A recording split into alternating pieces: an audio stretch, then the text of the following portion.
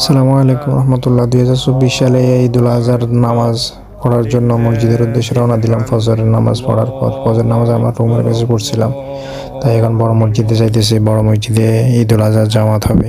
এখানে কাতারে এবার ঈদের জামাত 5টা বাজে, 4:58। এখন যাইতেছি, যে এখনও যদিও 1 ঘন্টার মতো আছে নামাজের বাকি।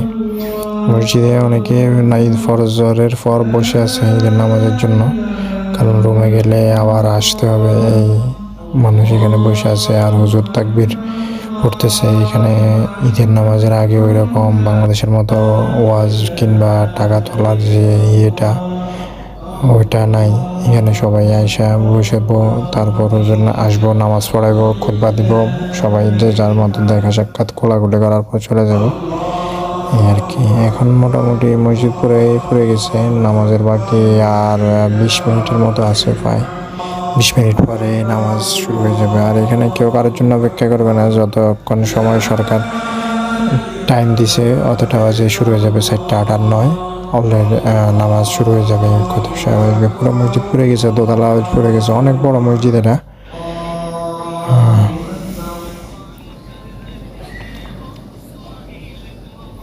নামাজ অলরেডি শুরু হয়ে গেছে।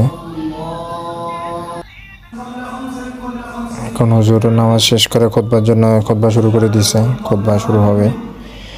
পরিচিত এরকম কেউ নাই, আমি একাই আসছি। এক ভাই আছে, উনি গতকাল রাতে কোনো একটা সমস্যার কারণে রাতে ঘুমাইতে পারে না, তাই দেরি করে আসছেন নামাজে।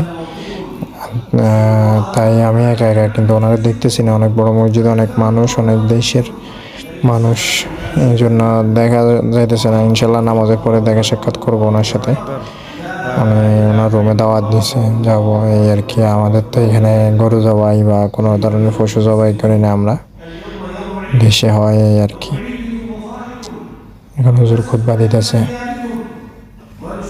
যদিও বুঝি না খুতবা কি বলতেছে, কিন্তু তারপরও মানে শোনা হয়ে যাবে হিসেবে শুনছি।